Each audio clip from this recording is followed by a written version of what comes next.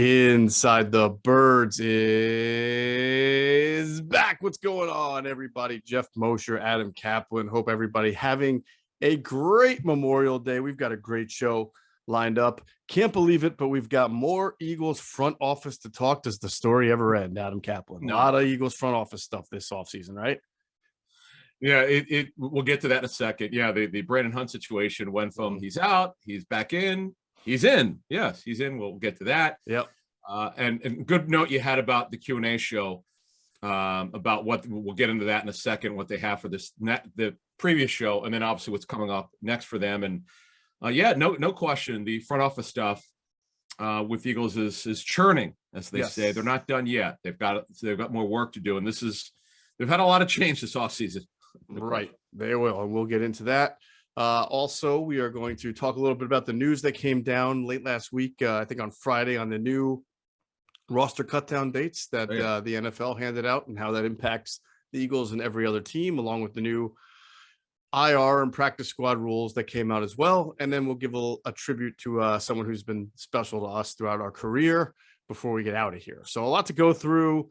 Do want to mention the Q&A show because it's a two-part series. Last week, Quentin Michael, Jason Avant did a great job of breaking down the defense from scheme to personnel to philosophy, what they're expecting, where it's going to be advantageous, some areas that they're concerned about, some things that they're going to do that are different than they've done in the past. And it was really insightful. So what they're going to do this week, and Wednesday morning, it'll be out 6 a.m. on our podcast and YouTube platforms.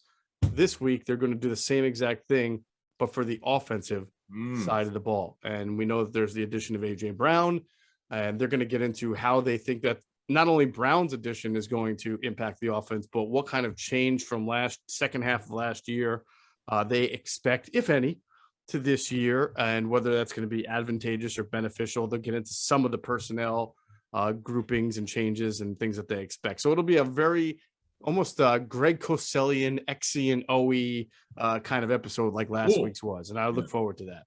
Can't wait. And I love the post-draft show was their view of kind of everything that's happened this offseason. And then you've got defense this past week and now offense.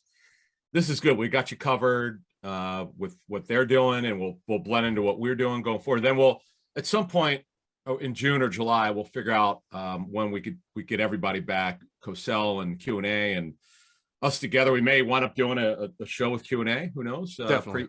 Pre-training camp kind of thing. I'd love to do that. So that's for down the road. All right. Please continue to subscribe to the newsletter if you have not yet. InsideTheBirds.com. The screen pops up. You just put your name and email address in, and bam, for free, you are a subscriber to our newsletter. And we added a new wrinkle to this past newsletter, a little stat of the week column. We will continue to add to it to make it the best newsletter it can possibly be. Appreciate everybody that's already subscribed. Please tell your friends, your family members, your enemies, anybody who likes the Inside the Birds or the Eagles to subscribe to our newsletter, and do the same, please, if you're an Apple podcast listener. We just in the last week or two got a few more 5-star reviews, some really nice things said about us. It really helps us from a ranking standpoint, which helps us from for a whole lot of other things to have those 5-star reviews. And of course, if you leave a question in your 5-star review, we will be sure to answer it. We give them special priority. So again, appreciate everyone who's given us the 5-star reviews so far, and keep doing it. Tell your friends, make a fake account, just send one up. We'd really appreciate it. Anything you can do, we're all in favor of. So it is a short holiday week, right? So most people are catching this today. Happy Memorial Day for everybody. Then the next one will be out Thursday morning as well. And of course, Q&A will be out Wednesday morning. I just want to say, when you said put the fake account, create a fake account, that reminds me of on Sirius XM, one show we didn't take calls for 2 hours. I know they weren't happy with that because we want to get through a lot of stuff. And I jokingly said, well, at least we're not getting prank calls. We rarely get them. We got, because I stupidly opened my mouth, we got like 3 or 4 of them. Never should have said anything, and it was just asked for it. There, I kind of laughed because I was a prank caller, by the way, in my 20s. How were you now? Yeah, how about that, huh? Yeah, I did my share, man. Give me your best prank. Who is your? Are you at liberty to say who you pranked? I will do it. How about this? When we get to our June, like when we get to our early July shows. Maybe for July 4th, we'll do it for that show when once we get all the scouting stuff done and all the changes and all after the OTAs are over, we get through those shows. And we haven't talked much about OTAs because there's not been a lot of information, but once we get our intel from that, we'll get through that. And then, yeah, we'll talk about that. Some of the funny things that we've done in our career. Yeah, for sure. I would love that. All right, so we'll get into everything real quick. I want to mention our new partner, Devicor. Over the last year, we've seen what's known as the Great Resignation. It's made it clear that there's no better time to change careers than right now.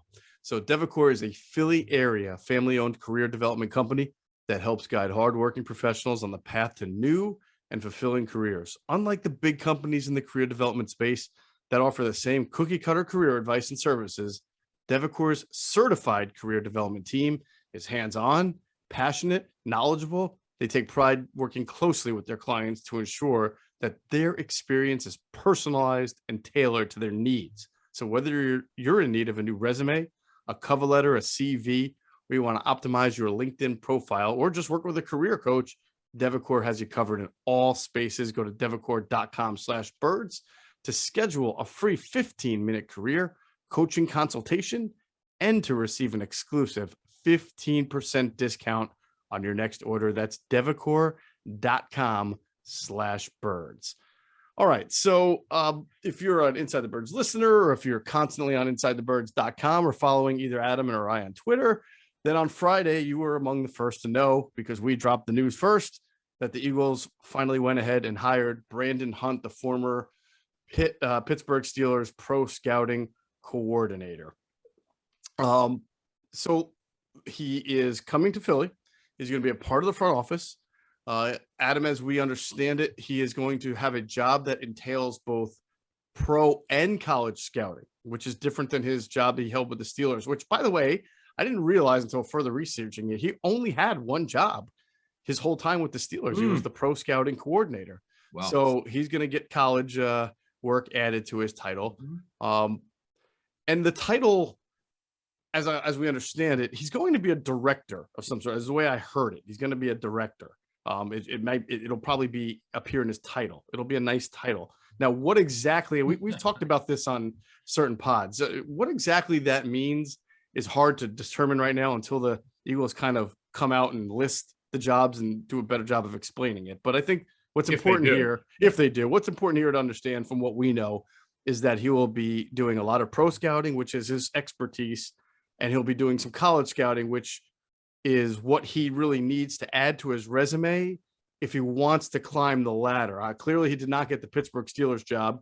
And as we understand it, after 13 years, they obviously made moves with Omar Khan and Andy Weidel there, and there really wasn't a job they felt left for him to be able to do. They're making moves. So he came to Philadelphia where he had an offer, right? So it sounds like if he wants to continue to take that step in his career upward, he's going to have to add college to his career and really, show his talent evaluation skills in both arenas.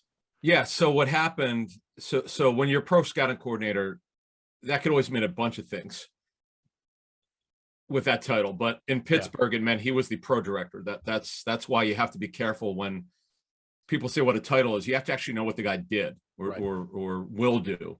In this case, he's coming to Philly where he's already got the pro experience, a ton of it, and now he's going to get the college experience with whatever title they give him. As you said, he's going to have some sort of director title. But what we do know from a lot of Steelers sources, as a matter of fact, who know him, like apparently or something, they seem to know, as we found out from a bunch of people around the league on Friday, he's definitely going to be able to do different things. So that's good there. And then the thing about him and why he's so respected, there was at one point, because he worked under Kevin Colbert, he was the protege of Colbert. There were people with the Steelers who told us he was probably going to be Kevin's handpicked successor. But it was not Kevin's decision. Although from what Omar Khan said, I guess Colbert's going to stay on in some sort of role, maybe as a mentor or a consultant, who knows, whatever that could that be like a Tom Donahoe role? Don't know that. But the fact of the matter is, Hunt, very well respected, very highly thought of. When you work for the Steelers for a long time, you're probably pretty good at what you do. But as you said, he doesn't have the college background, because that to me is why he didn't get that. The two jobs he interviewed for assistant GM were with the Bills and the Eagles, correct? Originally, I think. He also interviewed he actually interviewed for the Las Vegas Raiders GM job, I believe. Okay, right. Yeah, so he interviewed that, and he interviewed for the Steelers and the Bills. He interviewed, as we reported a couple of weeks ago, with Howie for what we said was an undetermined role that was supposed to be high ranking. Oh, okay. In the front office. Now, I don't. Okay. It's hard to say. There's a lot of sort of uncertainty here from who we speak to, whether the role that he's being hired to now is the exact same role Howie had in mind for him 3 weeks ago, or if things changed, because again, Howie wanted to interview more people, didn't reach out to Brandon immediately, right? I mean, obviously the Pittsburgh situation shook out, and then he went back at him. So, and then because he's handling pro and college scouting, because people have asked us, is he going to be a VP? Is he going to be an assistant GM? It doesn't sound like that's the role. It sounds like, again, he's about a step away from that, and he needs to add this to his resume to get there. But this is a good situation for the Eagles and for Brandon, Adam, because as you just mentioned, he went on a couple interviews. All right, he interviewed for his own team twice. They didn't promote him, so it's clear he needs to show something more, right? Unless no, I think that's fair. I think it's fair to say when your own team, you've been there for 10 years, and they went outhouse to get Andy Weidel, brought him in, and then promoted Omar Khan, that they were probably looking for something more. And that's not the kid's fault. He is a young kid. He's not like he's in his 60s or anything like that. Sure. So it sounds like he just needs to have a little more on his resume. And why people I spoke to think that being in Philly will be a great opportunity for him is because, as you've seen here in Philly, executives come in, they get promoted fairly well as long as they're doing their job. They're given certain titles, and they can get a better title, and they learn. And of course, Howie, for whatever you want to say about Howie, faults, warts, strengths, weaknesses, he knows the trade market real well. He knows how to do things a general manager knows how to do, whether it's trades or knowing the draft, the clusters. Howie's been a GM for a long time, and he is someone that Brandon can learn from. And eventually, if he wants to be a GM, Brandon, he's got to have that kind of base of knowledge to make that step up. So it's really a good situation for both Brandon and also for the Eagles, who are really trying to bring more people into their depleted front office. Right. So as you said, just to review before we move on to some other stuff, which is interesting. So we know he interviewed once for a high-ranking job. We were not sure actually what title was. Mm-hmm. Was it assistant GM, one of the director jobs? Remember now, because they lost Ian Cunningham. Mm-hmm. And they lost Brandon Brown. Right. So we don't know if it was as high as assistant GM, or was it just for a director of player personnel job? Because they had two of them. They weren't technically co-directors. They both just had that title, though we knew that Brown had major pro experience, not much college, compared to Cunningham was mostly college and some pro. So we'll see going forward, because so many people have left, and there have been a lot of promotions, as you said. In fact, I think there's many as 8 that have been promoted, and they lost 8 in the scouting end, but they've now promoted 8 as we understand it. So it's 8, I think, is the latest number, as we had know of Monday morning. But things could change. Who knows? Because so many. This is the most fluid. This is our 5th year, folks. If you're new to our show, this is the 5th year we've done the show. I don't remember. I remember when Joe Douglas came in and Weidel came in and TJ McCrade and all these guys from Baltimore. Mm-hmm. But this has been a major overhaul with guys who got jobs elsewhere. Then of course Catherine Rach, who got she's one of 4 people to get assistant GM jobs elsewhere, right? Which is, as we were saying in the other show, this might be a team record for a team losing 4 people. They become assistant GMs.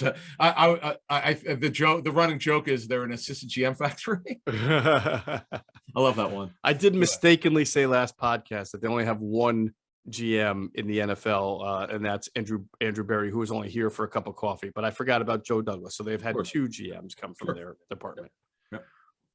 But a lot more AGMs, but now 3 or 4, right? So 4. Amazing. So what you said is really interesting, and I think dovetails well to our next kind of front office subject, is that from what we're hearing, things aren't necessarily done either. There may be more additions to the front office coming, who knows when.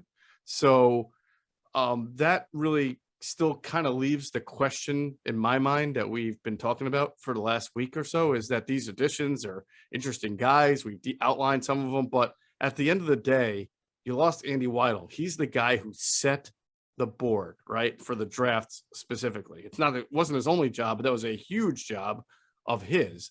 And now, as they've brought in other people who have different backgrounds and titles are kind of given out, it's still uncertain who is the leader of the scouting department underneath Howie Roseman. Yeah. So Andy, not only did Andy set the draft board, every person in scouting, and remember they have football operations and football scouting. Right. Everyone on the scouting and reported to Weidel. He oversaw the entire department. He is gone. Now, the Eagles, as we reported weeks ago, they were never going to fire him, despite his brother getting fired. He was going to come back with the same title and whatever. Now, we don't know if he was going to have the same responsibilities. That would always depend on who else they brought in. But as far as we were concerned, he would have still had a major role, and he's really good at his job. So now he's going to do that. He'll be the right-hand man for Omar Khan. And we'll touch on one more thing with the Steelers here. So Omar doesn't have the scouting experience, because people have compared him to Howie Roseman. I don't think it's really fair. Roseman has way more scouting experience than Omar. And we get they both do contracts or have done contracts. And obviously Omar has done, from what Steelers sources told us, that he's definitely tried to learn the scouting in recent years. Yes. Plus, as you know, he interviewed for other GM jobs, but congratulations to him. The other part of this, before we get to the second part of the scouting issues and change and all that stuff, you could correct me if I'm wrong here, but I don't think any of the 4 people that left to get AGM jobs took anyone who was under contract with the Eagles. That's correct. And Andy Weidel is kind of fresh. So it wouldn't surprise me if Casey Weidel, but he's already been fired from the Eagles, but it wouldn't surprise me if he popped up in Pittsburgh. No, they're paying. Yeah, and they're definitely paying him his last year like that. You know, he left on good terms. It's just they're promoting someone to his place. It is what it is. Right. A note about Casey. Apparently, it's not. He's got multiple teams, from what we've heard, interested in him. So we'll see what happens. Correct. Like we mentioned, when he got fired, he was very, very well respected around the league for what he was doing with the Eagles. So let's run it back here. We've mentioned some promotions. One guy we've mentioned is John Ferrari, right? He is currently the vice president of football operations and compliance. By the way, until I saw his title a couple of years ago, I thought that was just a college thing, compliance. I didn't realize there was an NFL compliance title. But what the compliance part is really important for cap issues, contract issues, right? Rooney Rule, whatever it could be. And by the way, he someone pointed out to me over the last week or so, a part of his job for the NFL office was he was involved with the Bill, I think the Bill Walsh minority coaches, interns or whatever. The internship, right. For training camp, which is very important to the league and very important for guys to get experience. So the reason why it's so important, you had a great note, one of our last couple of shows, about if you looked at the people under Howie Roseman, or people in football operations or scouting, there aren't a lot of people more important than he is, because he worked for the league office. So he has intimate knowledge of certain people around the league that the Eagles wouldn't know maybe personally, because he worked for the NFL office. Right. He's very important. So barring something unforeseen, he's the word we got received. He's likely, we always say likely, because you never know until the contract signer. With these titles, man, you just don't know. It's not just the Eagles with these titles. Right. So many teams say the guy's going to do this, and then the title's different. But what we understand is, barring something surprising, I would say, he'll be the assistant GM. But again, if that happens, does it mean he's going to do anything different? We don't know yet. We just know that he does what he does. He's great at it. He's very well respected by the Eagles and other people we've talked to around the league that know him. But whatever that promotion gets to him, whatever title he gets, we think it's going to be assistant GM. But again, it's what does he actually do? Be careful with these titles. Right. You know, John Ferrari, for all you Usual Suspects fans out there, the movie, this guy could be Kaiser Sose, because I don't think any Eagles fan could like, and most media people could walk past. You could walk past John Ferrari on Chestnut Street and not know you just walked I past. have no idea who. Yeah, Honestly, the guy who might be the second highest ranking guy now in the Eagles scouting department Could under be. Howie with AG if he becomes assistant GM. I So go ahead. don't know what he looks. Honestly, if you go to the team website, you could click on his picture. I'm like, okay, I have no Yeah. idea. Just like random dude. That's yeah, that's and especially now that they're going to have so many changes. Uh-huh. I remember when Chip Kelly left and Doug Peterson brought in some coaches I had not seen before. I'm like, I don't know who this guy is. Right. Because you don't.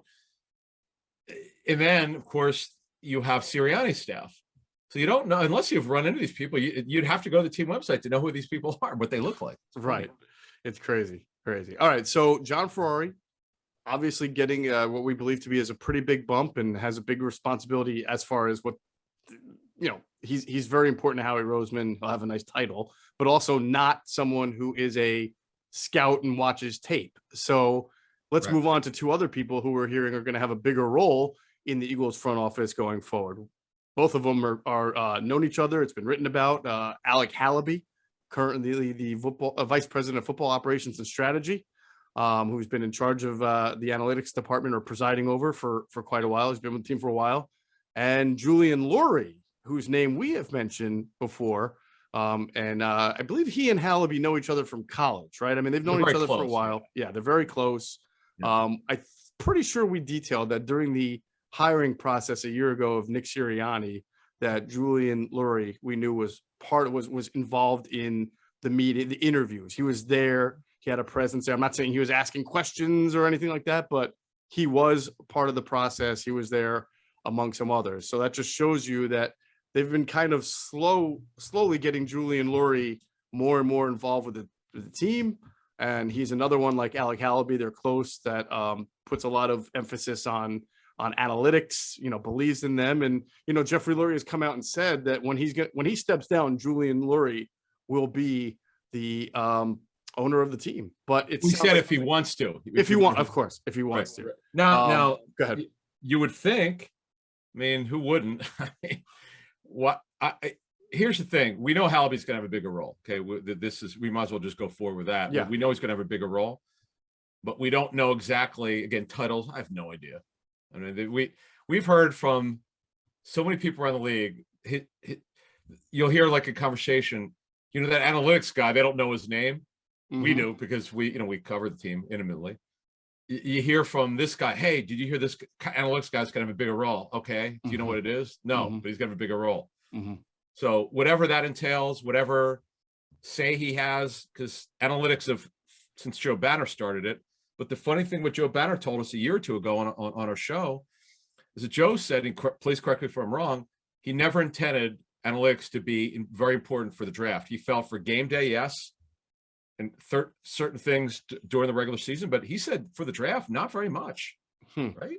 Yes, I believe he said that. Yeah. So here's my question. If Halaby's getting more, whatever the heck the title is, I mean, as you said, VP of football operations. So he's a vice president, by the way. So is Ferrari. Yeah. So if he's going to move forward, you can't not make him a VP of come up with whatever title you want to get. So the question is, if he's going to be more involved based on league sources we've spoken with, what does that mean? Well, it's a good question. Yeah. It's a good question. Look, so all the thing we can do is try to put two and two together, right? You've got Julian and Alec Halaby, both analytics guys. Alec is about to have a bigger role in the front office. Julian is about to have a role with the team. Is he? First, as I understand it, he's going to have some kind of role with the team inside this department. Now, remember, he did do that 2-year NFL rotational program where you learn and study through different departments in the NFL. So they've kind of been grooming him for that. So the question I would have is, all right, so as someone, analytics has always been a part of what the Eagles do, especially lately. The concern for me is if you're going to be concerned, if you're an Eagles, you're going to be concerned, you say, how much is analytics going to rule the roost here compared to what it's already been? Yep. And then again, I'm going to rewind back to the 53 here. Like, who is in, when you lost Andy Weidel, you lost the person who is in charge of the department and says, give me all the information. We run the meetings, right? You run the meetings. All right. Tell me what you think. Tell me what you think. You're my director of player personnel. You're my director of college scouting. You're my assistant director of college scouting. You're my Southeast area. All right. Give me all the information. I've watched tape myself. I know how I feel. I'm going to debate it with you and we're going to rank these guys. All right. Well, now that Andy Weidl's gone, they don't have someone who has that experience. Alec Halaby does not have that experience. Okay. Charles Walls, who is going to be what, DPP, director of player personnel, or one of the directors of player personnel. He was just a national scout. You just in Cleveland. You brought up the point last podcast, which is fair, that it's a big jump. Nothing that says he can't do it, but he's never been the guy to say, all right, everybody, you're in my room now. Well, let's go rank this 53. I've seen the guys. You've seen the guys. Let's hash it out. Right. So in fact, he's never even been a director of player personnel. This is his first time in that role. So is it Howie? Is Howie now is he taking his job and the Andy Weidl job and just running the 53 and setting the? Oh, well, how is a GM? I mean, he's had personnel controls since 2016. Right. But he was supposed to be sort of picking from the menu given to him by Andy Weidl. Not that he didn't have a say in it. I'm just saying, like, Howie didn't have to sit there and rank them all. He was in meetings and he was more active the last year or two, by the way, than he had been before. But yeah, but that's a lot, because remember, Howie still has to do every other facet of being a GM that doesn't involve just ranking for the draft. And there's a ton more. And in fact, if you listen to Howie at the combine, he was annoyed that he lost 2 scouts, because you could tell he was doing a lot more. Yeah, 2 prominent front office executives, because he had to take on a lot more. Yep, correct. So is Brandon Hunt now more involved from a pro scouting? He hasn't done a lot of college scouting, but sure. I'm sort of at a loss for words, but I also know that it sounds like he's got more guys he might bring in. So I don't know. So we brought up, I remember reading the piece from the Athletic last year, and they mentioned Halaby. That's funny. I forget the term. It was them, either that piece or another one where they called him a shadowy figure. I mean, he's analytics people get this bad moniker of, oh, they just don't know football and they're just numbers guys. And some of it's true, some of it's not. But remember now, he has survived. He was around with Chip Kelly. He wrote, he had a lesser role, but in recent years he got the promotion he got a VP title, which is important, though. That, as much as the Eagles could be nebulous like other teams with what they've given guys VPs sometimes, and sometimes you're not sure what they do, but he's had an important role because he oversees analytics. And as you said earlier, analytics is as long as Jeffrey Lurie, now Jeff and Julian Lurie. Again, we have no idea what Julian, to be clear here, I don't know what he's going to be involved in or not involved in. Right. But I strongly suspect, based on your note, when he sat in the interviews in wherever it is, Florida, where Jeffrey's compound is, whatever. Right. And being that he's a logical successor in terms of being the next owner. Again, as Jeffrey said, if he wants to, I mean, how would he not want to be, right? Unless he wants to do something else with his life. But let's just say, for argument's sake, that he wants to be Jeffrey's successor and take over when Jeffrey decides to retire. And he, as you said, he went through the NFL's training course, whatever they call it. So clearly he's going to want to be more involved. He should be. If he's going to take over for Jeffrey someday, he needs to get more involved, but he has to be careful. No, listen, I agree with you on that. I think if you're skeptical of this because he's the owner's kid, you have every right to be, but at least he's gone through an officialized training program the NFL has set up for these reasons, and then kind of going up the chain here to learn as much as he can. And he's not just blindly taking over. Like, for example, McNair in Houston, right? He just took over for his father, didn't he? Well, when his dad passed away. His dad passed away, right? I don't know that I have no idea if he went through that program, or if it was something that he was planning to. I'm pretty sure he wasn't in the front office working his way up before. No, Cal was he has no football background at all. Exactly. So again, anyone who says this sounds a little nepotism and too much, but you can't control it. It's the owner. That's his son. Is the guy who's probably going to be the owner as long as he wants to be. So you might as well get him as much training as you can before he takes over. One thing to add to that, we'll see how this class develops. And last year's class got off to a very good start. Roseman's had 2 on paper back-to-back drafts where you go, wow, if you're an Eagles fan, you should feel pretty good about it. Mm-hmm. We've gone over since we started the show. We called it the sins of the 17 draft. And then 19, it's very shaky. 18 was very good. Of the picks that they made, they traded some picks away. 20 looks shaky. 21 it's off to a good start. 22 in terms of on paper, we haven't played a game yet, looks good. So they're rolling a little bit here. And I know they've lost a lot of people. So if Halaby does get some sort of promotion, as not most, but some people around the league think, mm-hmm. It's still got to be about tape. Okay. Well, let's call it like it is. Well, isn't that's the big part of it is that, and we've talked about this before, and I know it was written about The Athletic, the shadowy figure thing. It's from the way we understand it. It's not that people dislike Alec Halaby, the person. Okay. If they're what the Eagles have had, and I think we've said a lot of teams struggle with this, is sort of that brackish or uneasy marriage between traditional scouting and analytics. And he is the leader of the analytics department. And so that's an issue for people in scouting. It's also an issue for people in coaching, because they don't want to be told that guys that they like, guys that they've watched tons of tape on, may not be good for the team because the guy's arms are too short, or because he didn't run this, or because there's only been like 17 players in the history of the league at that height or hand size who have ever made the Pro Bowl. They don't like to hear that because their eyes tell them something else. And honestly, I don't pick sides on this, because both sides can be right and both sides can be wrong. But it's not, we're not making it, it's true that there have been times in the last few years where there's been an uneasy relationship between the departments. So the fact that Alec is about to get a promotion to we think to a pretty prominent spot, and he already has a prominent job, is probably not going to make everybody thrilled. That's just basic deduction on what's gone on over the last 5 to 10 years. So let me give an example of what potentially could happen. So I'm going to go, because all of this information we've had for 2 or 3 weeks, if not longer, we still don't know exactly what's going to happen, but I'll give an example that's very similar. So there's a guy with the Browns named Ken Kovash. He was a senior analytics manager for the Cowboys. I'm guessing I don't know if Banner was still there then, but anyway, he went from the Cowboys. Oh, he came in with Alex Shiner, who Joe brought in. Mm-hmm. So they both knew each other from the Cowboys. His first job was director of football research and player personnel.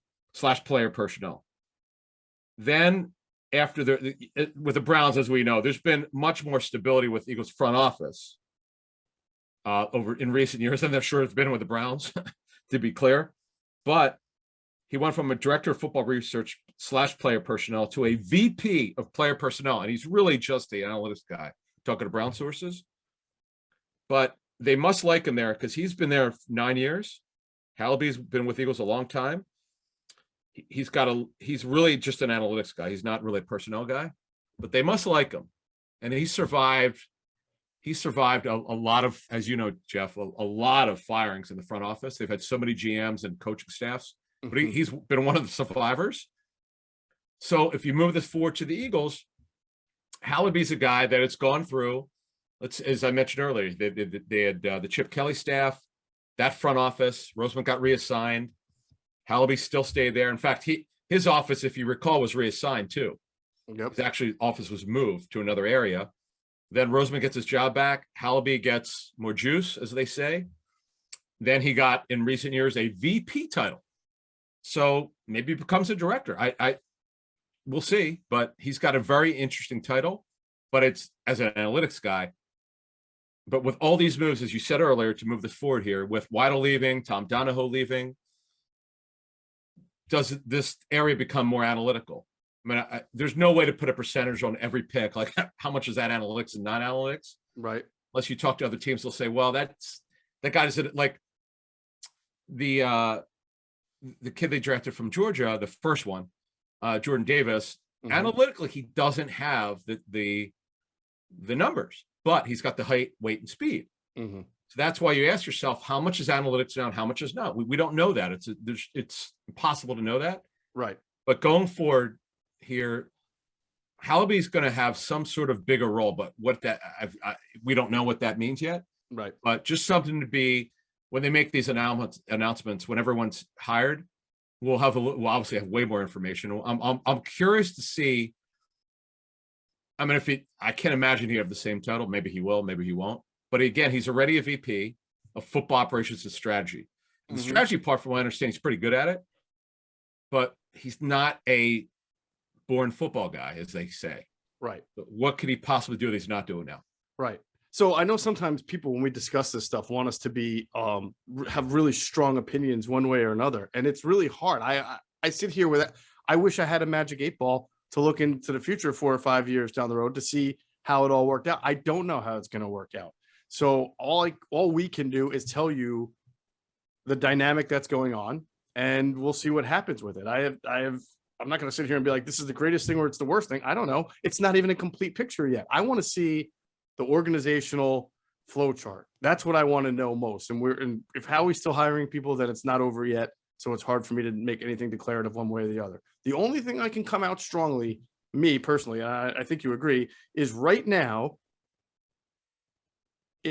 not knowing the flow chart, not knowing who the true leader of the scouting department is and how much that person is in charge of setting the 53 and whether or not that person is experienced in some form or fashion with that role. Okay. We just talked about John Ferrari, Alec Halaby, Julian Lurie, Brandon Hunt. None of those guys have ever set a 53, led a room, and 3 of those 4 are not like guys who are expertise of tape watching. So right now I sit here saying, that's pretty interesting. It feels like they need an Andy Weidel type in that front office, somebody to replace that experience and expertise there. And we'll see what happens we'll see what the more hirings are. And then, of course, when the Eagles finally announce all their hirings, we'll try to make more sense of it. I'm very curious to see if Julian Lurie is listed when they announce titles and department. Because if he's not, I'll be like, come on, are you trying to hide the fact that the owner's son is going to have some more involvement? They shouldn't, because they've already talked about him going through the program, the rotational program, and the fact that if he wants it, he'll be the owner someday, and that we already know that he's starting to be more involved. So they shouldn't hide that. But unless he doesn't really have a title and he's just hanging around. But I don't know. I mean, let's put it this way: when you say okay, we know that he sat in the head coach interviews last year. Okay, so we know that for a fact. I've heard he's also been in some of the they were having a lot of Zooms in the off season. Okay. Meetings, and that I was told that people knew that he was involved in some of the Zooms too. Now, I don't know if he might have just been silently observing. Right. I have no idea. Right. I just don't know. There's nothing wrong with that. As long as he's not impacting, we've talked about Jeffrey's involvement. I know he spoke passionately about what he was and was not involved with when we were at the owners meetings. But I have, me personally, just as an observer of the club, I have no problem with him sitting in any meeting if he does that or wants to learn more. He should be doing that. As you said, if he's going to take over someday, if he does, it's not a done deal. But if he does someday, you better know what you're getting involved with.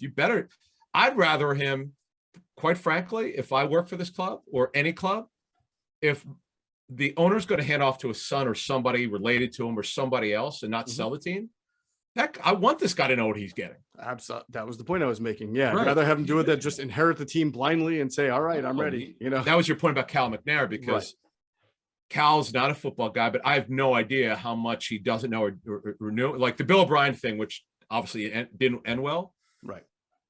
You got to know when you're inheriting something, or if you become the owner, who your people are. And that to me is what doomed Cleveland, particularly with the Haslams. Though they were minority, as you know, they were minority owners of Pittsburgh, a very small piece, but they didn't know what they didn't know. So this is good. If Julian is sitting in, good for him. He should be doing that. And then one day, if his dad decides he wants to walk away and hand over to Julian, good. Right. Well, like I said, I just hope the Eagles are very transparent about it. If he doesn't have an official title, they don't need to give him one. But if Jeffrey Lurie has his next press conference and someone says, what is Julian's role? What is he doing? And Jeffrey says, nothing at all. He's not around. And we hear that he's in the office and learning. Well, then that's going to look suspicious. They should just be honest about it. That's all I'm saying. Yeah. And I don't, again, to be clear, it's not an issue, but No. People who get involved from the outside, when I say get involved, it's one thing to observe because you're trying to learn. Mm-hmm. But Jeffrey has been involved for years since Joe Banner left. Whether it's the quarterback decision at 16, whatever the case may be, mm-hmm. he wants to learn. We've talked to Dan Jeremiah said it. Yeah, we've said it. Other people have reported it for a while. Yeah, yeah, this has been known for years. A long time. Yeah, it became to the point where everyone's reporting it, so the Eagles cannot stop it because they try to make it because it's the owner. I get it. You don't want stuff out there. You don't want anything about his involvement. You want to deny it or act like it's not a big deal. But it becomes a big deal when people are not football people or people who are just coming in at a certain point who have not been involved the whole time, or at least observing the whole time, start getting involved. You should, if you're going to have more of a role someday, you should be observing a lot, quite frankly. If you can put this in any business. If you and I were to sell our business, but be involved, I want that new owner not just to come in if we were going to sell the thing or be acquired. Just don't come in at the end because you want to buy our business. I want you in for months. I want you to observe what we're doing. You're not going to make any decisions. Absolutely. I want you to observe it, right? No doubt about it. All right. So, as the front office turns, we'll probably have, another update in the next week or by the next podcast. If there's any more additions or any titles that we learn about. You want to move on now to the NFL news or? Yeah, I feel like we've talked about the people who have left and we've given that information and many times, right? Yeah. Okay. Yeah. It's pretty much. Yeah, we've talked about a lot of the guys who could be promoted, and again, the titles. I'm kind of done with the titles here. It's not the only team we deal with on the show, right? No, obviously Eagles are a focus, but I kind of laugh when I see other teams.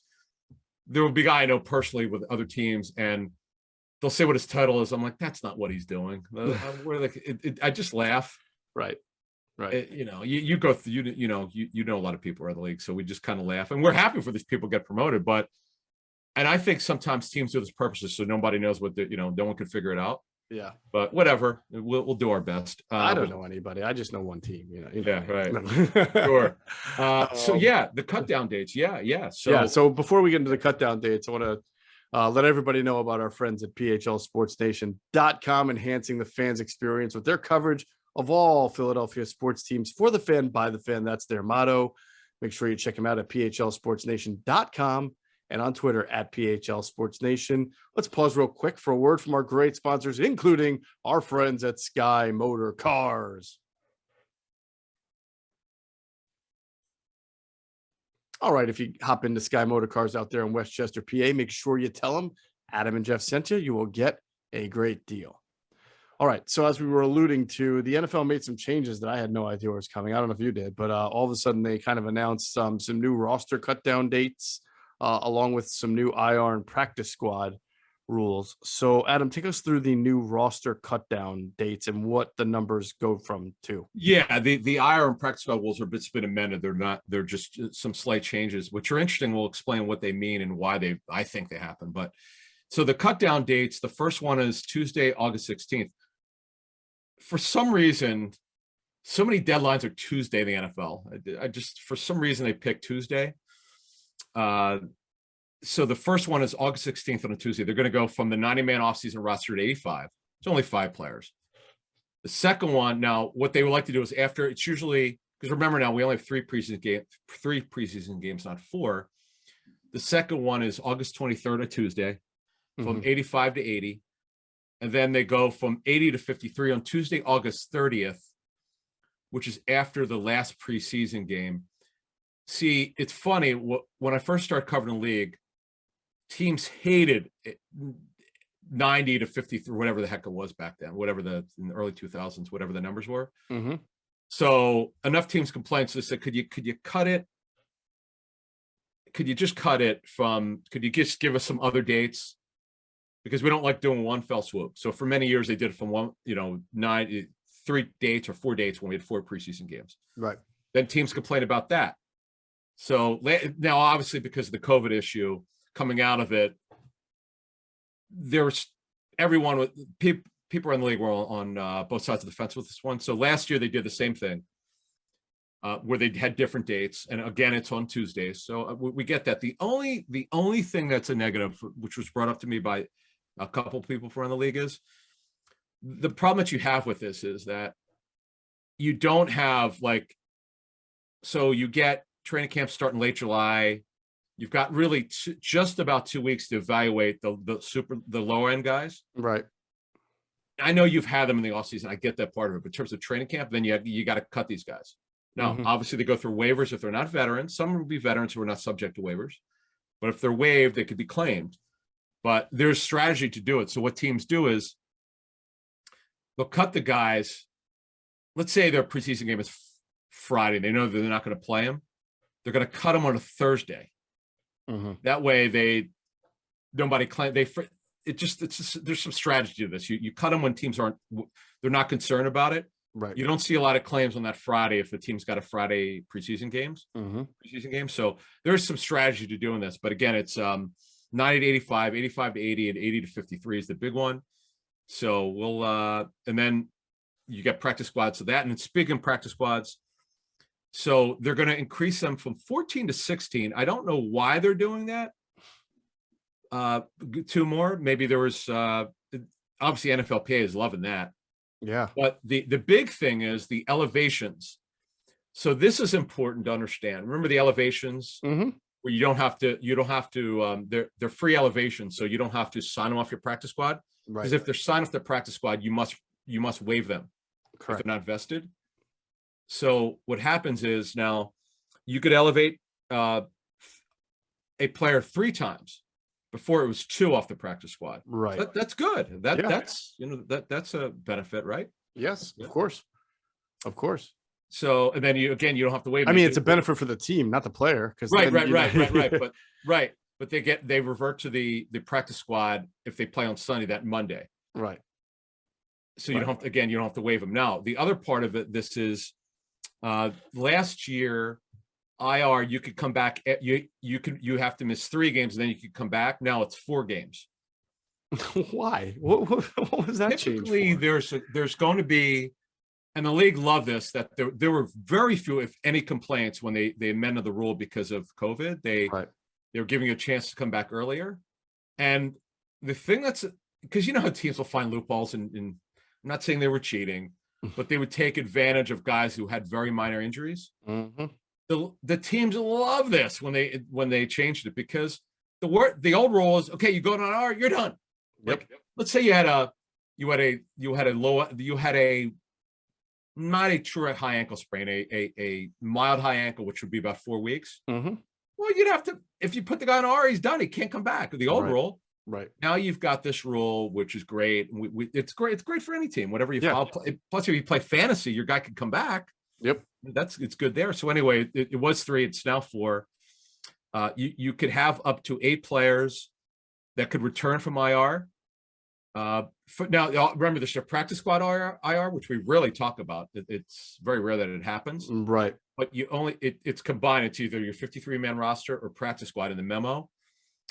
And remember now, the other thing is, remember, like if a player went on IR, let's say a player was on IR, returned, and if he went on IR again, he's done. He can't come back. Now you can.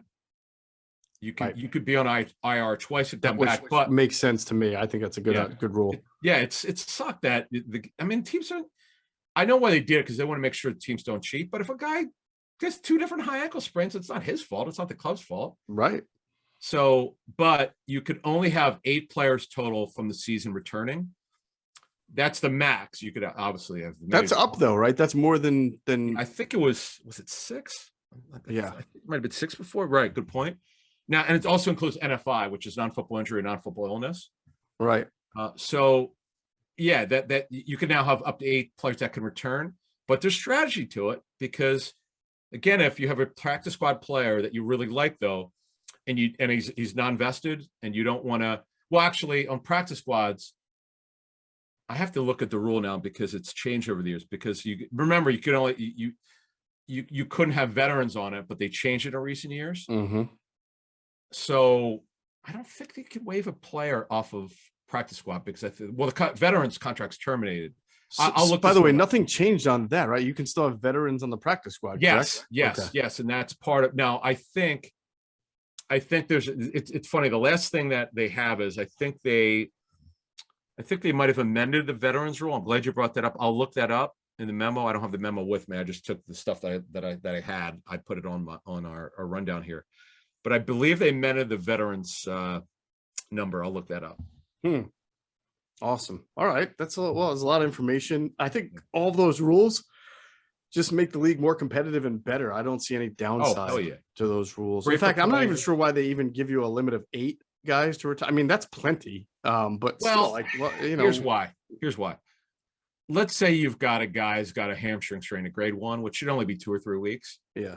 You put the guy, let's say you didn't have a limit to how many guys you could put on IR. Teams would absolutely, I hate to say cheat. They would say, okay, because they don't put this out, that they have to tell the league, though, as I understand it, what the injury is when you put them on IR and how long they project the guy to be out for. Right. But it doesn't, unless it's reported by somebody that the opponent won't know. Mm-hmm. But you're stretching the limits here. If you don't put some sort of limit on clubs, they'll take advantage of it. I know, but I'm trying to think what's the worst they could do. So you put like 5 guys on IR, even though they're only going to be out 2 weeks, and you can bring them back. Technically, like all you're doing is probably replacing them with someone from your practice squad. It's not like you're replacing them with 3 Pro Bowlers. You're just. I hear you, but it's on the surface. It's just not taking super advantage of a rule that became draconian to now very, very flexible because it's ridiculous. It just was so unfair, and it's a shame that they didn't do this years ago. Let's put it that way. And kudos to the NFL and NFLPA for particularly the NFL in this case, just for being smarter in the league office. Right. The old rules was ridiculous. Yeah, no doubt about it. All right, good stuff there. Before we get out of here, obviously this is a big week for Philadelphia sports media in that Ray Didinger has retired. And from the sound of what Ray's saying, it's not like a Brett Favre retirement, like he's gone. I think he did his final show with Glenn Macnow on WIP. And listen, I just, I got to work with Ray for 3 years when I was at Comcast Sportsnet.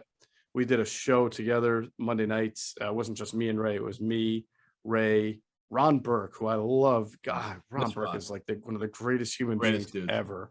Yeah. I mean, Ray is one of the greatest human beings ever. And Jamal Jackson did the show with us too. Us 4. So it's weird to be, nice. I consider myself a good person, but it's weird to be on a 4-person set and you're easily the biggest jerk in the group just because you're not Ray, Ron Burke, or Jamal Jackson. So, but I really learned so much from Ray. He's been so important to this town, media, the influence that he had, and the fact that he's just the most normal dude ever, nicest guy ever.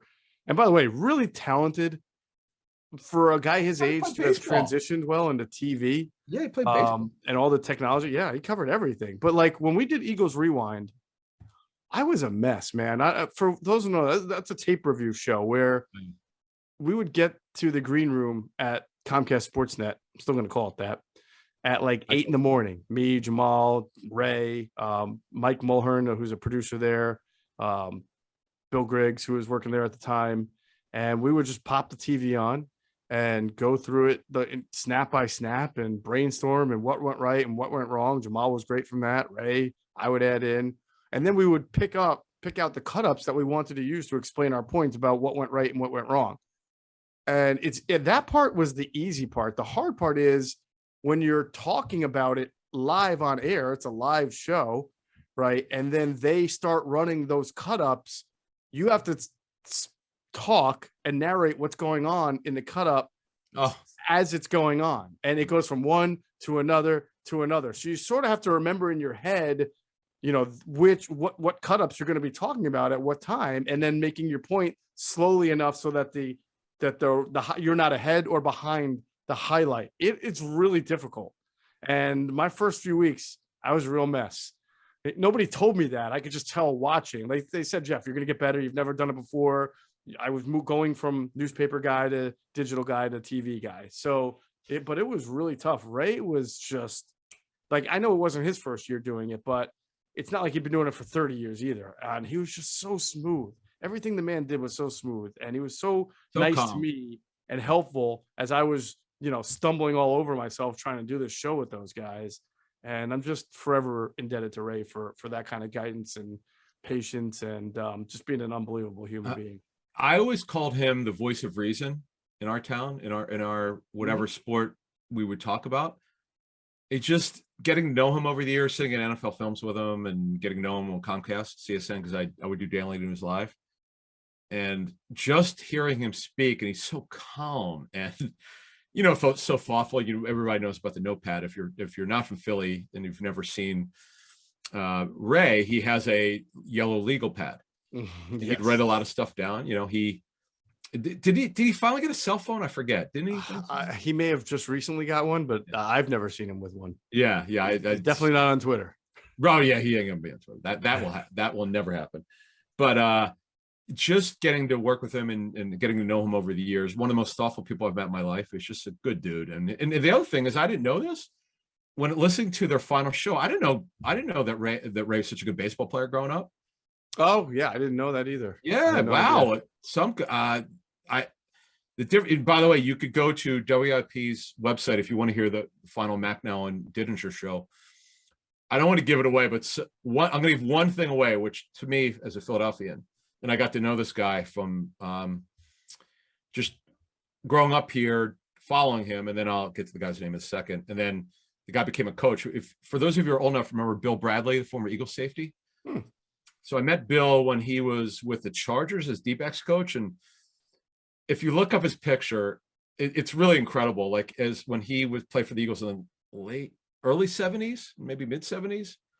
I don't think he played for Vermeil. I could be wrong, but I don't think he did. Anyway, his hair was like, if you're watching me on YouTube here, was so hot. He could barely get his hair in his helmet. He's from Texas. He's a great guy. And then, I think when I met him, I told him, I said, Bill, I had your football card. He was, if not the Eagles, before Bill Berge got there. I guessing he played with Berge. I'm not 100% sure. In fact, he did, because I remember he was on the Eagles roster before Vermeil, Berge, but nevertheless, the Eagles were dreadful. Unfortunately, when Bradley was there before Vermeil got there. But I did not know that Bill and Ray were good friends, and I guess they hung out together. Hearing them talk their story again, that's the one little nugget I'll give you from that show. But wait to hear again. I don't know Ray that well. I didn't know he knew some of these people that were on. I'm like, this is incredible. Like some of the people that were on. Ray is incredible. Yeah, it doesn't surprise me that people know him that you wouldn't think know him, because that's pretty much around Ray. all the time. Yeah. Right. And he was at the 60 championship game. That's crazy. Yeah. And listen, I just hope that when my time is done, that I could be a fraction, considered a fraction as good as Ray Didinger, or as reliable and as like an encyclopedia the way he is for Eagles and Philadelphia sports. It's ridiculous. Remember, he covered. You may know better than I. Didn't he cover other? I mean, I know he had to. Yeah. I know he covered other stuff. Yeah, and there's some great images that some people tweeted out or also on Facebook in the media games, because I know you've played in the media games or whatever. Actually, I have not played in the media game. I know I missed out. Never did baseball from back I then. wish. Well, even Citizens Bank Park or anything like that. Yeah, no, I missed out. There's one where Ray is, I'm going to say from Westchester. It was definitely from the 70s. And I think he was playing quarterback. It might have been I'm sure it was a media game, but it was funny to see him come back from center. It was kind of just the pictures were like 2 or 3 pictures. It was just, and the Adidas shoes that he wore, because you knew at that time those were the shoes in the 70s. Before Nike became popular. It's just wonderful. And what a great, as you said, to finish this off, And his son's a cameraman, right, for CSN, I think. Oh, Dave. Yeah, Dave's a good dude. Yeah. Right, Dave right. Didinger. And the great thing is they went to Dave because after Ray announced his retirement, it was so great for a couple innings. Tom McCarthy. Yeah, that was nice. That was really cool. And it just, you could hear in his son's voice. It's just, wow. We're very lucky in this town. Not only Ray, but the announcers to Gene Hart, to Harry Callis, and obviously Mark Zumoff and Merrill Reese. And I put Ray up there as legends in our community. Mm-hmm. And those of us who grew up here, just, I mean, and he's doing great. You know, he said, this is time. And great job by, Cindy Webster from WIP, who we know very well. I guess she got him that, one more thing. Did you see the picture of the cake, the notebook cake that they got? Yes. Yeah. I saw it on Twitter. Unbelievable. So great. Yeah. Yeah. So congratulations again to Ray on just the greatest career somebody could ask for in this industry, and wish him the best in retirement. All right, everybody. We'll be back next Thursday morning with another Inside the Birds pod. Thanks for listening. Well, I'm sorry. What did I say? Yeah, this Thursday. Yeah, we'll be back Thursday morning with another Inside the Birds pod. All right. That'll do it for this one. This Inside the Birds, the leading podcast in Eagles Intel. Big thanks to our producer, Hunter Brody. Check out his work on YouTube. His channel is called Sports Talk with Broads. His website is broadsmedia.com. And as always, we thank you for flying with us inside the bird.